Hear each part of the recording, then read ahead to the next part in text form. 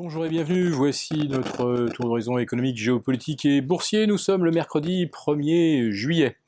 Alors aujourd'hui ça va être un tour d'horizon surtout boursier puisque le premier semestre s'est achevé et avec une hiérarchie des performances qui est assez surprenante puisque nous avons Paris dans le tiercé de tête devant Francfort. Le CAC 40 qui engrangeait mardi soir 12,25, 3 de plus aujourd'hui, on arrive de nouveau à dépasser les 15%, alors qu'à Francfort, on est actuellement autour de 14. Alors le champion de la hausse, ça reste Milan, avec bien un peu plus de 20% désormais, alors très loin devant le Nasdaq, qui sauve l'honneur quand même avec 9%, et puis le S&P, lui, fait une année blanche pour l'instant, ça ne gagne pas, ça ne perd pas, le S&P, qui se retrouve à ces niveaux du 31 décembre 2014. Ce qui signifie que depuis 6 mois, et en dépit de plusieurs records historiques, mais à chaque fois à coup de 1 point, 1 demi-point d'indice, en fait on est dans une phase de distribution, ce qui signifie quoi? Que les grosses mains sont vendeuses.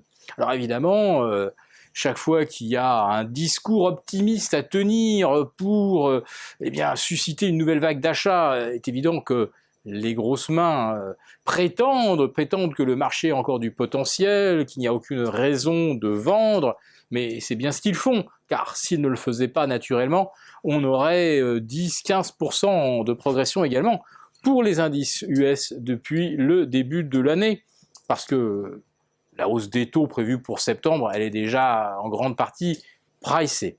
Si jamais les marchés doivent corriger, ce n'est pas de ce que le marché connaît que ça proviendra. Autrement dit, l'hypothèque grecque peut créer un peu de turbulence, mais ce n'est pas pour l'instant le grand catalyseur d'un mouvement de baisse moyen terme. Néanmoins, le CAC 40 dessine un triple sommet déclinant. Et ça, c'est une figure récurrente sur les indices européens depuis le 17 ou le 20 avril dernier. Ça signifie quoi? Là aussi, qu'on est bien dans une phase de distribution et que chaque rebond de l'indice, comme je l'avais indiqué, était une bonne occasion de vendre. Le CAC a rebondi au-dessus des 5000, c'est avancé jusque vers 5090, on a reperdu 300 points dans la foulée. Et puis à nouveau, on est remonté à 4980 et on a reperdu de rechef un peu moins de 300 points. Puis là, on est en train de revenir au-dessus des 4900 points, on a même atteint 4930. Ça sera, à mon avis, encore un très bon point pour shorter. Parce que la Grèce, ça fait déjà des mois qu'on anticipe que, d'une manière ou d'une autre, elle sera sauvée. Toute la question est de savoir à quel prix. Mais ça ne change pas grand-chose sur le fond. Alors, si demain on apprend que Tsipras accepte les conditions des créanciers contre une renégociation de la dette, ce qui a l'air de se décider, c'est exactement ce que le marché anticipait déjà quand il était à 5200, puis à nouveau ce qu'il anticipait à 5100, et puis de nouveau à 5000. Rien de nouveau sous le soleil.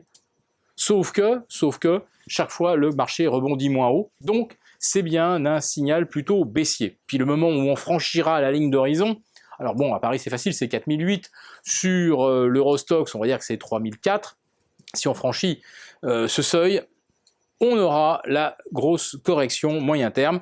Alors, est-ce qu'elle sera aussi importante qu'en Chine, où on est déjà à moins 20 depuis les sommets?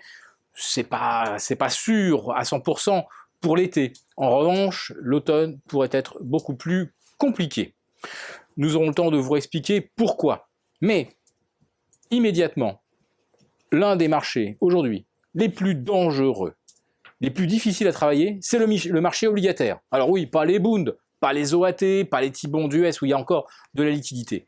Mais si vous allez du côté des emprunts émis par les entreprises, et surtout du côté du high yield et des junk bonds, alors là, on va dire que pour une immense salle de spectacle où tout le monde danse et saute et pousse des cris, eh bien aujourd'hui les entrées principales sont condamnées, il ne reste plus qu'une sortie de secours, et le jour où les gens voudront la prendre, je vous assure qu'il n'y aura plus d'espoir pour beaucoup d'opérateurs qui seront coincés sur le high yield, comme les opérateurs se sont fait coincer sur les subprimes il y a 8 ans.